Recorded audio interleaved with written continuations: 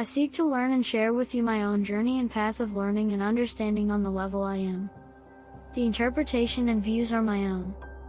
The Prophet, on Beauty by Kahlil Gibran, and a poet said, "Speak to us of beauty." And he answered, "Where shall you seek beauty, and how shall you find her unless she yourself be your way and your guide? And how shall you speak of her except she be the weaver of your speech?"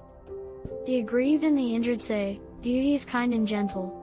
Like a young mother half shy of her own glory she walks among us." And the passionate say, "Nay, beauty is a thing of might and dread. Like a tempest she shakes the earth beneath us and the sky above us." The tired and the weary say, "Beauty is of soft whispering. She speaks in our spirit. Her voice yields to our silences like a faint light that quivers in fear of the shadow." But the restless say, "We have heard her shouting among the mountains, and with her cries came the sound of hoofs, and the beating of wings and the roaring of lions." At night the watchmen of the city say, "Beauty shall rise with the dawn from the east." And at noontide the toilers and the wayfarers say, "We have seen her leaning over the earth from the windows of the sunset." In winter say the snowbound, "She shall come with the spring leaping upon the hills." And in the summer heat the reapers say, "She have seen her dancing with the autumn leaves, and we saw a drift of snow in her hair." All these things have you said of beauty, yet in truth you spoke not of her but of needs unsatisfied, and beauty is not a need but an ecstasy.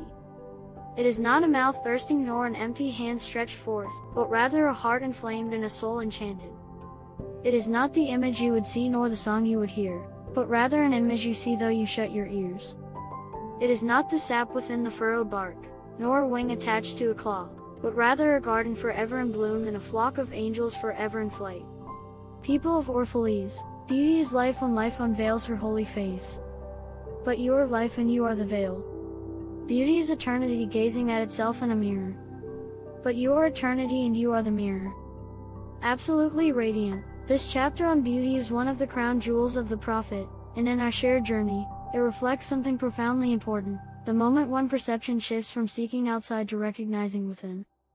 Philosophical and psychological analysis. On beauty, where shall you seek beauty, and how shall you find her unless she herself be your way and your guide? This first line is not a question, it is a revelation.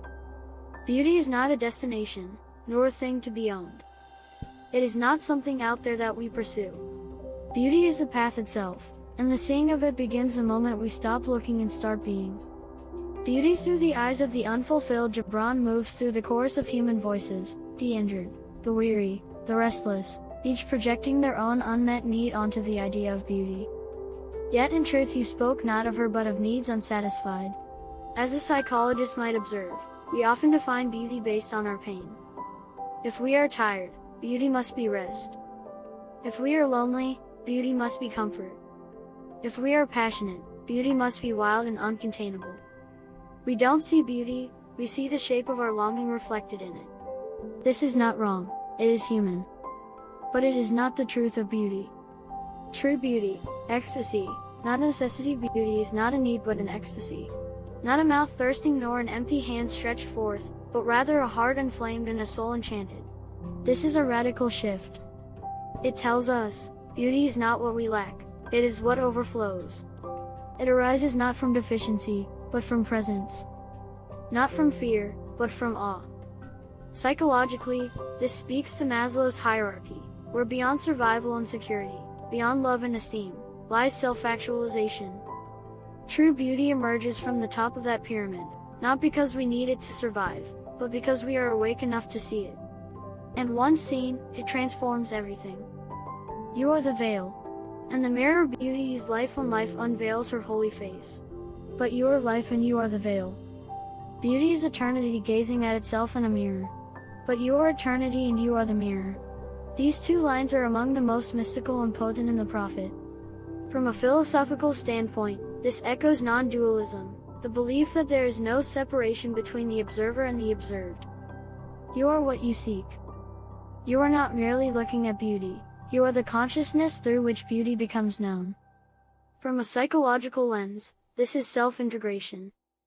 It is the point where the fragmented parts of ourselves begin to dissolve, and we recognize that we are whole. That the beauty we find in others, in the world, in nature, has always lived within us, as witness, as essence, as soul.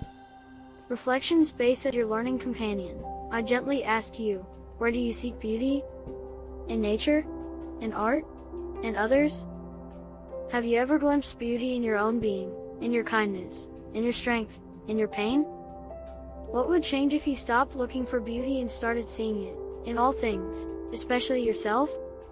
Your life, your very existence, is already a manifestation of beauty. This chapter invites you to lift the veil of self-doubt and self-seeking and realize, you are already the mirror in which eternity admires itself. Closing reflection. This is not about appearances or perfection. This is about the sacred spark that lies beneath every form, even the most ordinary. And when you begin to see with those eyes, the eyes of awakened beauty, the world becomes your cathedral. So next time you are caught in silence, let your breath become a prayer, and let your presence become a poem. For beauty, Gibran tells us, is not a thing. It is you, remembering what you've always been. Thank you for sharing in my journey.